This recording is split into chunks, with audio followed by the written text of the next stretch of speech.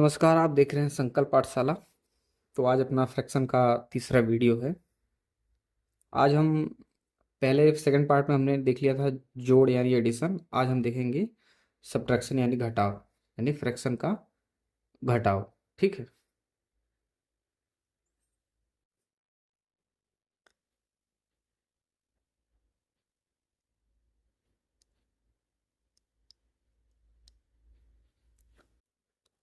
चलिए शुरू करते हैं। तो देखिए, हाँ ये हो सकता है अभी कि आपको ये वीडियो थोड़ा स्लो लग रहा हो, क्योंकि मतलब फ्रैक्शन के तीसरे पार्ट आ रहे हैं। लेकिन इन्हीं पे जब आप वर्क करेंगे तो आपका क्या फ्रैक्शन में प्लस माइनस यानी जोड़ घटाना गुणा भाग सब बढ़िया हो जाता है। ठीक है। उसके बाद मैथ के सवाल आपके मक्खन जैसे लगने लगेंगे। तो अभी ये प्रोसीजर है, इस पे आप थकिएगा नहीं। ठीक है, थोड़ा बोरिंग होगा लेकिन काम करिएगा। तो चलिए पहले हम बेसिक वाला देखते हैं। पहला आज बेसिक वाला वैसा, बेसिक किसको मतलब जिसके हर समान हो। ठीक है, जैसे 5/13 और 4/13। अगर इसका हमें घटाना करना है तो सबसे पहले हम क्या करते थे, एलसीएम लेते थे। और जब समान होता था तो हमें एलसीएम लेने की ज़रूरत नहीं होती, क्योंकि जब हर समान है तो एलसीएम भी वही हो जाता है। ठीक है। अब दूसरा स्टेप क्या करते थे, हम पहले जो इसके ऊपर का न्यूमेरिकल वैल्यू होता है उसको लिखते हैं। अब इसमें इससे डिवाइड करेंगे तो ये 13 है तो एक ही बार जाएगा। ठीक, फिर माइनस का चिन्ह लगाएंगे, फिर 4 लिखेंगे, फिर गुणा का चिन्ह, फिर डिवाइड करेंगे तो एक ही बार जाएगा। हम्म। उसके बाद हम क्या लिखेंगे, 5-4/13। ठीक। और यहाँ बराबर 5 में से 4 गया, 1/13। ठीक है, ये हो गया इसका आंसर। दूसरा हम देखें अगर कि 5/7 -6/7। क्या करेंगे, सेम होता है तो लिख लेंगे। ठीक है। अब ये जानते हो आप कि जब सेम होगा डिवाइड करोगे तो एक ही बार जाएगा ना। तो सीधे सीधे माइनस कर लो कि इधर 5 -6। अब 5 में से 6 जाएगा तो -1 बचेगा डिवाइडेड बाई 7। ठीक है, यही इसका सोल्यूशन हो गया। देखिए, जब हम भिन्न देंगे आपको या जब अभी हम सॉल्व कर रहे हैं तो हमें ये हमारा आंसर माइनस और प्लस दोनों में आ रहा है। हमें ये नहीं पता कि कौन सा बड़ा कौन सा छोटा है फिलहाल के लिए। आगे के वीडियो में हम देखेंगे कि फ्रैक्शन में कैसे बड़ा या छोटा निकाला जाता है। ठीक है। तो अभी तो आप बस ये सॉल्व करना सीखो, एक एक स्टेप चलेंगे तो फिर धीरे धीरे हम सीखते जाएंगे। तीसरा ऐसे ही मैं अब आपको एक देता हूँ, एक या दो देता हूँ जिसको आप सॉल्व करके बताइएगा।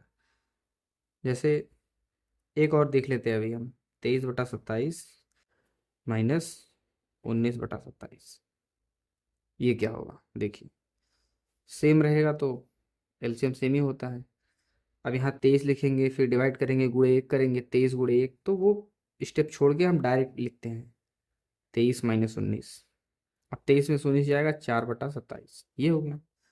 ऐसे चौथा अगर हम देखें, मान लीजिए कि हम लिखते हैं 18/23, माइनस कर देंगे 29/23। तो क्या लिखेंगे, पहले लिखेंगे हम 23, क्योंकि एलसीएम 23 ही होगा।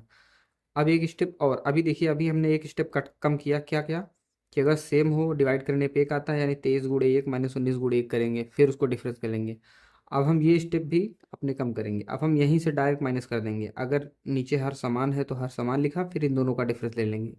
इन दोनों का डिफरेंस क्या होगा, 18 में 29 जोड़ना है, मतलब 18 -29 करना है। तो या तो आप ऐसा करें कि 18 में क्या जोड़े कि 29 आ जाए, उसको माइनस में लिखें, या 29 में से 18 का डिफरेंस करके उसको माइनस में लिखें, क्योंकि जो बड़ा होगा वही आएगा। सबसे पहले हमें डिफरेंस निकालना है। तो 18 में क्या जोड़े कि 29 हो जाए, 10 जोड़ेंगे तो 28 हो जाएगा, एक और बढ़ाना पड़ेगा यानी 11। अब चिन्ह कौन सा रहेगा, प्लस की माइनस, तो जिनके जोन सी न्यूमेरिकल वैल्यू के पास बड़ा चिन्ह होता है, जैसे इधर प्लस है इधर माइनस है, हमें ये देखना है कि होगा तो ये माइनस ही, यानी अंतर ही निकलेगा। लेकिन चिन्ह हम ऐसे डिसाइड करेंगे कि जिस चिन्ह के पास बड़ी वैल्यू हो, न्यूमेरिकल वैल्यू। ठीक है। अब +18 और -29 में बड़ा तो 18 है क्योंकि वो प्लस में है, हमें वो नहीं देखना, हमें ये देखना है कि किस चिन्ह के सामने की वैल्यू बड़ी है। तो देखिए, प्लस के सामने केवल 18 है, माइनस सामने 29 है तो माइनस होगा। ठीक। ऐसे एक क्वेश्चन अब पांचवा आप बताइए, 17/25 -27/25। और इसी का आप प्लस भी बताइए। 17/25 प्लस 27/25। ठीक, इन दोनों का जो आंसर होगा आप कमेंट बॉक्स में बताइएगा। ठीक है, अब चलते हैं इसके दूसरे पार्ट पे। अब हम देखते हैं वैसे फ्रैक्शन का घटाव जिनमें जो उनका हर होता है वो समान नहीं होता। ठीक है, उसका पहला देखते हैं, जैसे कि 5/7 -4/3।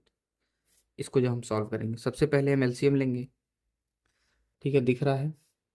पहले हम एलसीएम लेंगे तो 7 और 3 का एलसीएम क्या होगा, जब कुछ कॉमन नहीं होता तो उसका मल्टीपल ही एलसीएम होता है। कुछ कॉमन है नहीं इसमें, 7 × 7 3 × 3, तो 7×3 = 21। 21 हो गया। अब पहले हम 7 के ऊपर वाला अंक लिख लेंगे, गुणा का चिन्ह लगाएंगे। अब 21 में 7 से डिवाइड देंगे तो 7×3 = 21, 3 बार जाएगा। -4 लिखेंगे, मल्टीप्लाई का चिन्ह लगाएंगे। अब 21 में 3 से भाग देंगे तो 7 बार जाएगा। ठीक है, 5×3 = 15, -4×7 = 28 /21। अब इन दोनों का डिफरेंस निकालेंगे। इन दोनों का डिफरेंस क्या होगा, 15 में 10 जोड़ेंगे 25 और 3 10 3 13/21। चिन्ह कौन सा रहेगा, माइनस। ठीक है, ऐसे दूसरा देखते हैं। 11/12 -4/5 कर लेते हैं। चलिए, फिर एलसीएम लेंगे। कुछ कॉमन नहीं है तो 12×5 = 60। ठीक है, जब कुछ कॉमन नहीं होता तो मल्टीप्लिकेशन ही एलसीएम हो जाएगा। अब क्या करेंगे, पहले इसके ऊपर की न्यूमेरिकल वैल्यू लिख लेंगे, गुणा का चिन्ह लगाएंगे, 60 में 12 से भाग देंगे तो 12×5 = 60, 5 बार जाएगा, 5 से गुणा कर देंगे। -4 लिख लेंगे, गुणा का चिन्ह लगाएंगे, 12 में 5 से भाग देंगे तो 12 बार जाएगा, सॉरी 60 में 5 से भाग देंगे तो 12 बार जाएगा। तो 11×25 = 55, -12×4 = 48 बटा कितना, 60। इन दोनों का डिफरेंस कितना आएगा, इन दोनों देखिए 48 में 2 जोड़ देंगे। देखिए घटाना जोड़ की अपेक्षा कठिन होता है थोड़ा सा। जोड़ क्या सरल होता है, हमें आगे जाना होता है, पीछे जाना थोड़ा कठिन होता है ना। तो जैसे 48 में 2 जोड़ा 50, 50×5 = 55, यानी 7/60। अब ये प्लस है कि माइनस, देखिए प्लस वाला न्यूमेरिकल वैल्यू बड़ा है तो प्लस। ऐसे तीसरा देखते हैं, 17/21 -7/3। अब इन दोनों का एलसीएम लेंगे। एलसीएम लेना मैंने पहले ही आपको सिखा दिया है कि एलसीएम कैसे लेंगे। यहाँ देख लेते हैं एक बार और। 3 का लिखेंगे, 3 × 1, 21 का लिखेंगे, 7×3 = 21 होता है, यानी 3×7 = 21 भी लिख सकते हैं। तो ये लिख दिए हम। ठीक है, अब इसका जो एलसीएम लिखेंगे तो सबसे पहले कॉमन वाला पार्ट लिखेंगे, फिर जो कॉमन नहीं है उसको लिख लेंगे। तो 3×3 = 21। इसका एलसीएम क्या हो जाएगा, 21। ठीक है, एलसीएम हो गया 21। अब पहले हम उसके ऊपर की वैल्यू लिखेंगे, फिर 21 में 21 का डिवाइड करेंगे, 1 बार जाएगा, माइनस का चिन्ह लगाएंगे, 3 के ऊपर वाली वैल्यू लिखेंगे, गुणा का चिन्ह लगाएंगे। 21 में 3 से डिवाइड करेंगे तो 7 बार जाएगा, 7 लिख देंगे। 17×9 = 17, -7×7 = 49 बटे कितना, 21। अब देखिए इसको सॉल्व करने के लिए कैसे सॉल्व करेंगे। 17 में पहले 3 जोड़ देंगे तो 20 हो जाएगा। 20 और 29, 49 होता है ना। तो 20 और 29, तो 29 में 3 और जोड़ देंगे, 29 में 3 और जोड़ देंगे। या ऐसे कर सकते हैं कि 17 है, पहले 10 जोड़ेंगे, 27, फिर 37, फिर 47, यानी 30। 30 और 2 32, तो ये हो जाएगा 32/21। ठीक, ऐसे और देख लेते हैं एक दो, जैसे 8/15 माइनस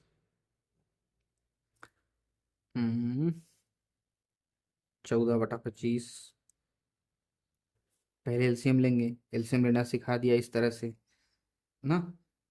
तो एलसीएम कितना होगा इनका, देखिए 2575 का, ओ सॉरी 2515 का 75 हो जाएगा।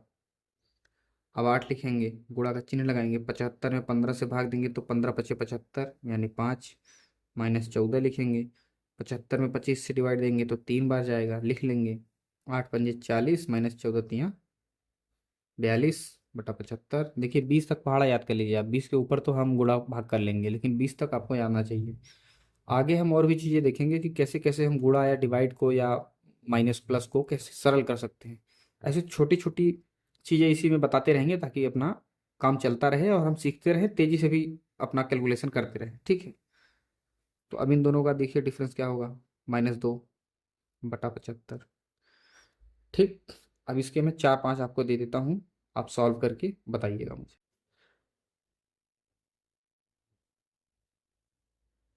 कि एक 3 पद वाला भी बता दूं, चलिए जैसे प्लस था वैसे ही माइनस है, 3 पद वाला भी आप देख लीजिएगा। देखिए 17/19 -4/38।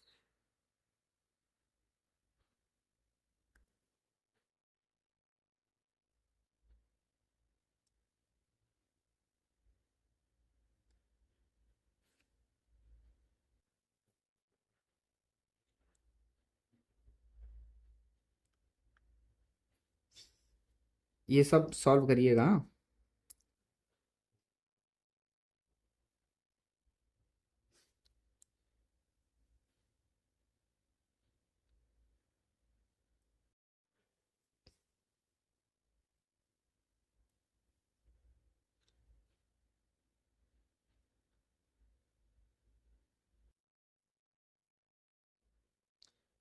ठीक, इसको सॉल्व करके बताइए। अब हम जोड़ भी सीख गए हैं, घटाना भी सीख गए हैं। ठीक है, अब हम देखते हैं फ्रैक्शन का गुणा।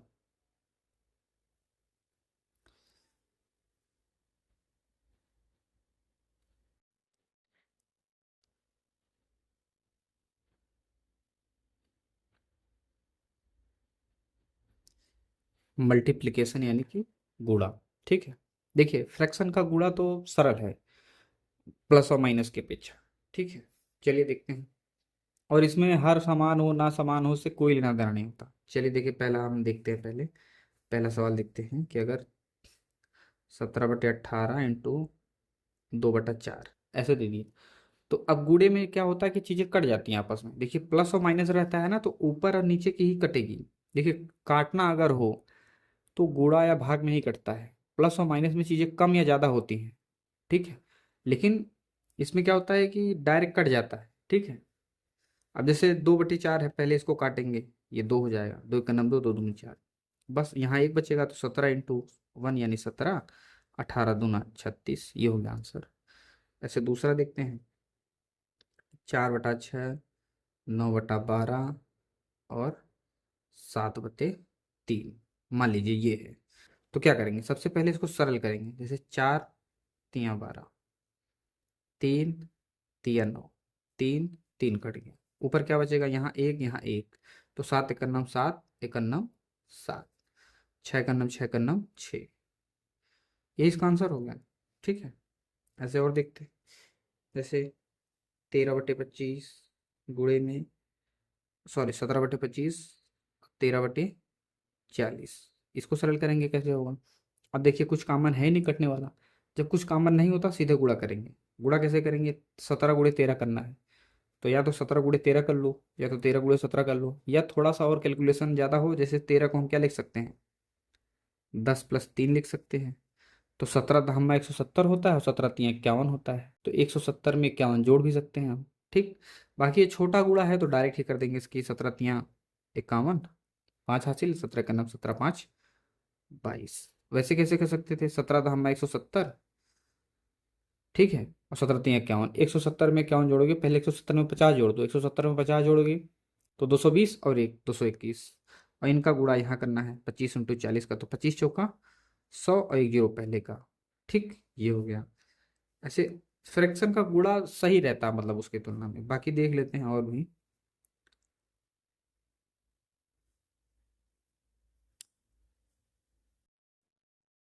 मान लीजिए ये है, अब पहले हम का सरल करेंगे। देखो प्लस और माइनस में क्या होता है कि ऊपर के नीचे की यानी अंश और हर आपस में ही कटते हैं, इसमें किसी का हर हो किसी का अंश हो सब कट जाता है। जैसे देखिए, अब ये 7 है और ये 35 है, तो 7 × 5 = 35 कट जाएगा, 5, 3, 3 से ये 3, और कुछ कट जाएगा, देखिए ये 2 बार जाएगा, ये कट जाएगा एक बार में, फिर 2 से इसको काटेंगे तो ये 21 हो जाएगा। ऊपर देखो कुछ नहीं बचा, यहाँ भी एक, यहाँ भी एक, यहाँ भी एक, तो ऊपर एक, नीचे कितना है, अब देखिए नीचे है 3, 21 और एक एक, तो 3 × 21 करेंगे तो 21×3 = 63। ठीक, ये हो गया। अब इसमें मैं कुछ आपको दे देता हूँ, आप सॉल्व करके कमेंट बॉक्स में बताइएगा। सिंपल है, बस जो भी चीज़ें कटती रहें काट दीजिएगा, उसके बाद सीधा गुणा करके बता दीजिएगा। ठीक है।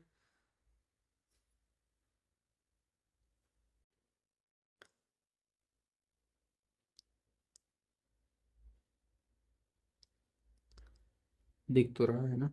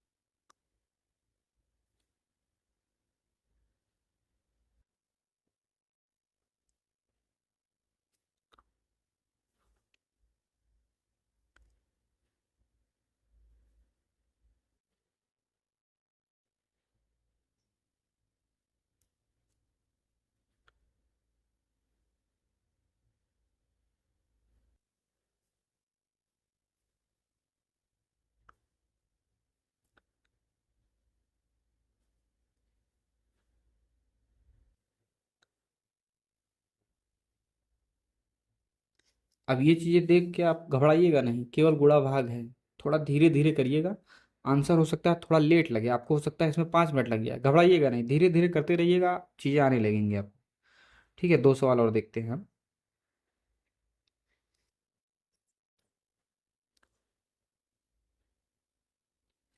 ये 5 है, हाँ?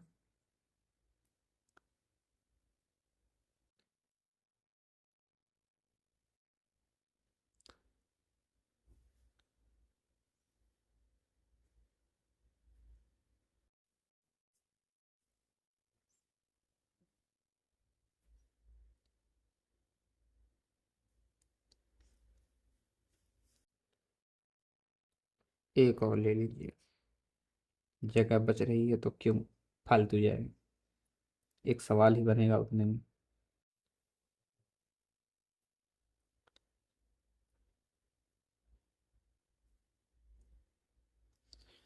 ठीक है, तो ये हो गया गुणा। हम्म इतना कर लीजिए आप, तो धीरे धीरे मतलब आपको आने लगेगा कैसे क्या करना है। अब देखते हैं डिवाइड। अब हम देखेंगे डिवीजन, यानी भाग। अच्छा, फ्रैक्शन में भाग का जो वो होता है अक्सर वो ये वाला होता है, कभी कभी ये भी होता है। ठीक है, तो समझ लीजिएगा आप, इन्हीं दोनों में से एक रहेंगे। तो आइए देखते हैं, जैसे देखिए देते कैसे हैं भाग, ये समझ। जैसे अगर 4/5 लिखें तो हम क्या लिखते हैं कि 4/5। ये ध्यान में रखिएगा। अब फ्रैक्शन में कैसे होगा देखिए, फ्रैक्शन पहले से ही डिवीजन में होता है। जैसे 4/5 है तो ये पहले से ही डिवीजन है, डिवीजन का भी डिवीजन चलेगा ना। जैसे पहला अगर देखें हम कि 4/5 गुणे, सॉरी डिवाइड बाई 25/16। तो हम इसको लिखेंगे कैसे कि 4/5 तो पहले से ही है, अब ये एक अलग सा है तो इसको और बड़ा बनाएंगे, अब 25/16 लिखेंगे। अब सरल कैसे करेंगे देखिए, 4/5 गुणा का चिन्ह लगाएंगे। ठीक है, जो बटे का बटा होता है ना वो सीधे ऊपर चला जाता है। जैसे देखिए 4 है तो 4 का गुणा इसमें होगा, और जो 5 है उसका गुणा इसमें होगा। समझ रहे हैं, ऐसे ही होता है ये। तो 4 का गुणा 16 में होगा तो 16 ऊपर आ जाएगा और 25 नीचे रहेगा। तो 16 चौके 64 और 25 बन जाए 125। यही हो गया आंसर। दूसरा देखो आप, 13/19 गुणे 169/361। अगर ये हो, सॉरी डिवाइड, यार बार बार मैं भूल जाता हूँ। क्या करेंगे, सबसे पहले 13/19 लिखेंगे। अब बड़ा सा बनाएंगे ये वाला चिन्ह, भाग वाला। फिर 169 और 361। अब क्या करेंगे कि 13 का गुणा कर देंगे 361 में, 13 गुणे 361, और डिवाइडेड बाय 19 इंटू 169। अब ये तो गुणा है, अभी हम पहले सीख के आए हैं। अब गुणा करके देख लेते हैं सरल होगा कि नहीं। सबसे पहले देखो, चीज़ें 1913 से घटेंगी, तो ये 13 का स्क्वायर होता है तो नीचे हो जाएगा 13, और ये 19 का स्क्वायर होता है तो ऊपर हो जाएगा 19, यानी 19/13। अभी हो सकता है आपको स्क्वायर ना याद हो, तो कम से कम 20 तक का स्क्वायर याद रखिए आप। एक वीडियो बना दूंगा जिसमें हम लोग देख लेंगे कि स्क्वायर कैसे याद करें, क्यूब कैसे याद करें। देखिए, हमें कम से कम 20-25 तक के स्क्वायर और वही 20 तक के क्यूब पता होना चाहिए, और गुणा भी 20 तक का ही, ठीक है, पेट के लिए। और आगे देखते हैं तीसरा क्वेश्चन।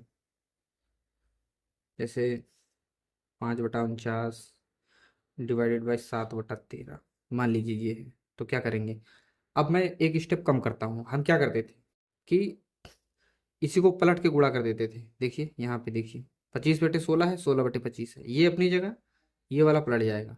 ठीक, ऐसे हम यहाँ भी करेंगे। क्या करेंगे कि 5/49 गुणे 13/7, बस 13×5 = 65, और 49 × 7 करना है। तो ये ऐसे ही कर सकते हैं कि 7×9 = 63, हासिल लगा 6, 7×4 = 28, 6 34। बाकी 7 का क्यूब होता है 343, ये भी याद होना चाहिए आपको।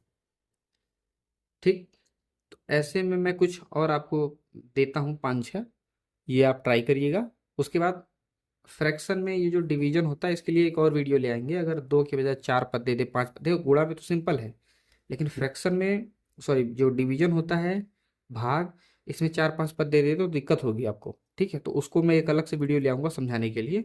अभी 2 पद का मैं देता हूँ आपको 4-5, तो वो आप सॉल्व करिएगा।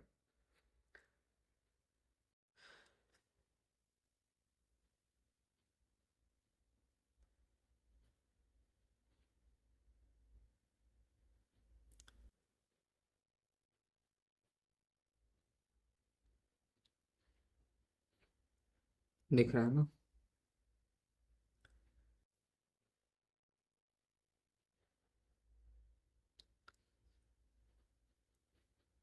और इसको आराम से तसल्ली से करिएगा, ये नहीं कि जल्दी जल्दी करें। जल्दी जल्दी करेंगे तो सीख नहीं पाएंगे। पहले हमें सीखना है, उसके बाद हम तेजी से चलेंगे।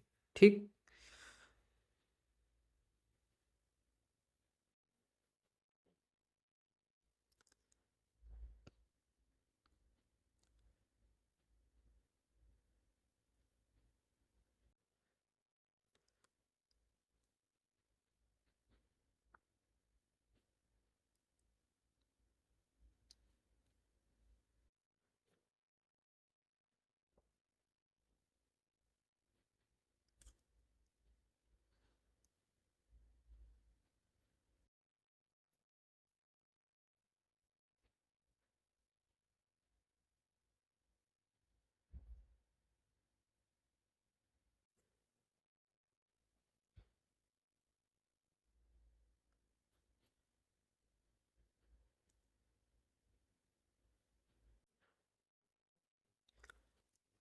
तो इतना ही करिए।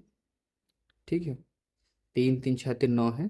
इसको सॉल्व करके कमेंट बॉक्स में आंसर बताइएगा, और तसल्ली से एकदम मतलब आराम आराम से धीरे धीरे सॉल्व करिए। एक एक स्टेप पहले यहाँ समझ लीजिएगा, फिर एक एक धीरे धीरे लगाइए।